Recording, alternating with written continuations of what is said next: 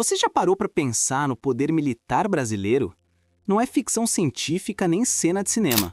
O Brasil tem uma indústria bélica real, bilionária e ao mesmo tempo à beira do abismo. Até 2026, o governo prometeu investir mais de 112 bilhões de reais em satélites, radares, blindados e caças Gripen. Parece incrível, não é? Empregos, soberania tecnológica e exportações. Mas quando a gente olha de perto, descobre greves, dívidas, sabotagens externas e até risco de perder empresas estratégicas para estrangeiros. Hoje, você vai entender por que essa indústria é, ao mesmo tempo, motivo de orgulho e de preocupação. E fica até o final, porque eu vou trazer soluções que especialistas defendem como a chave para transformar a defesa nacional em motor de inovação.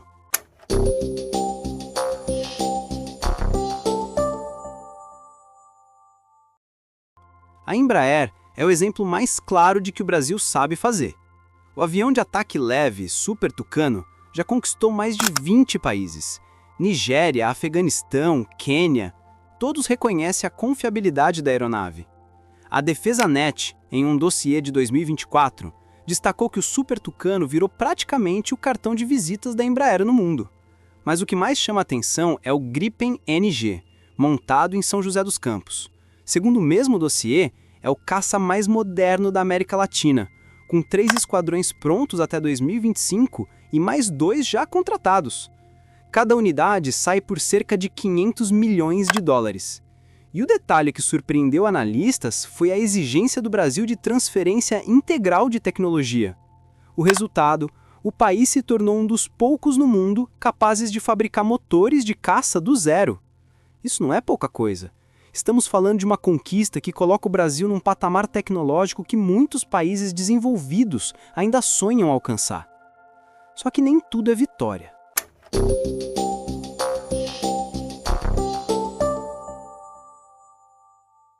A Avibras, maior fabricante de foguetes do Hemisfério Sul, vive um drama. O seu principal produto, o Astros 2020, já foi testado em cenários como a guerra na Síria.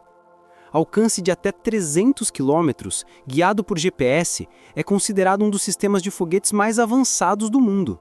Mas segundo reportagem recente do G1 de 19 de setembro de 2025, a empresa está mergulhada em dívidas. Salários estão atrasados há 26 meses. Metalúrgicos acampam na portaria há mais de 1000 dias.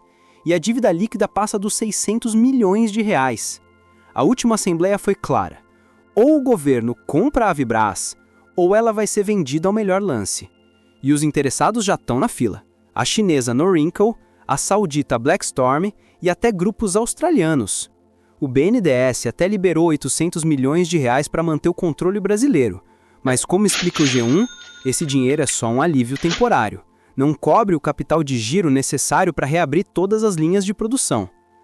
Se a Avibras quebrar ou for vendida, o Brasil perde sua capacidade de produzir mísseis de cruzeiro nacionais. Isso significa abrir mão de soberania em defesa, algo que não se reconstrói facilmente.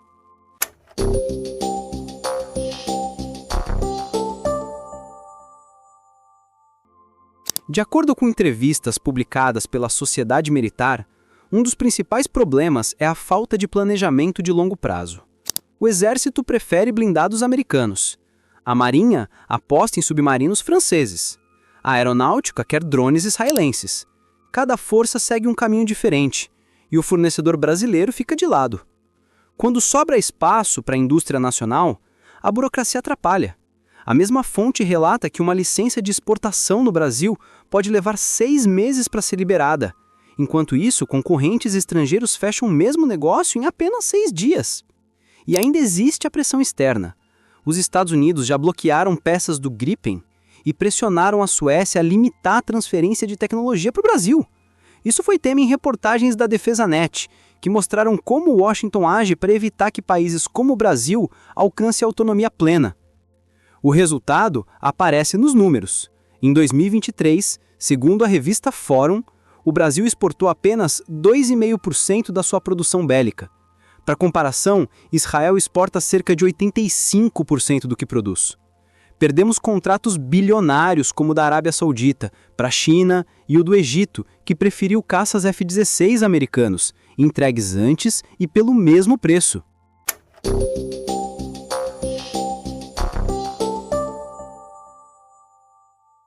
Apesar dos problemas, o governo tem buscado soluções. Em 2023, foi aprovada a Lei 14.133, que liberou 7 bilhões de reais para o setor, de acordo com dados do MDIC.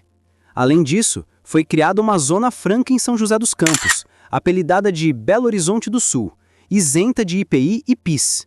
A ideia é atrair investimentos e manter empregos qualificados. O Exército também inaugurou uma fábrica de munições em Pouso Alegre, Minas Gerais, com capacidade de 10 milhões de cartuchos por mês, todos de produção nacional. Essa informação, divulgada pelo MDIC, mostra que há tentativas de fortalecer a base industrial.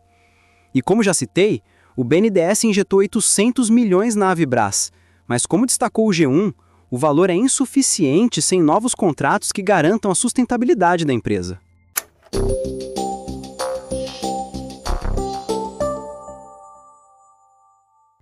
O maior risco imediato é a venda da Avibras para grupos estrangeiros.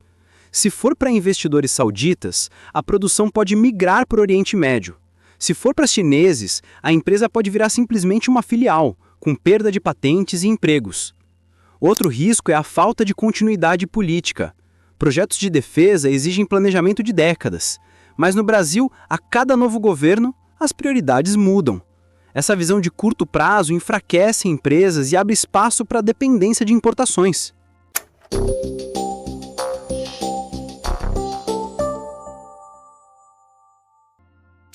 Uma das soluções debatidas por especialistas é a criação de uma holding estatal de defesa, semelhante à Rostec russa ou à Aselsan turca. Seria uma forma de reunir Embraer, Avibras, Taurus e CBC numa só estrutura, com orçamento unificado.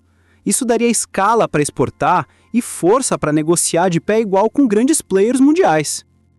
De acordo com análises publicadas na DefesaNet, essa centralização poderia transformar o Brasil em exportador global de equipamentos bélicos em 10 anos.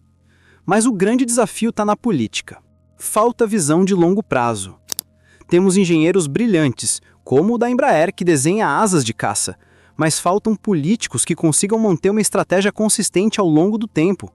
Sem isso, o risco é grande do Brasil continuar sendo apenas quintal tecnológico de outros países. Em resumo, a indústria bélica brasileira é um paradoxo. Temos conquistas de nível mundial e, ao mesmo tempo, problemas graves de gestão e planejamento. A Embraer mostra que o Brasil pode competir com gigantes, mas a crise da Avibras revela nossa vulnerabilidade. Se conseguirmos alinhar talento técnico e visão política, podemos nos tornar protagonistas no mercado global de defesa.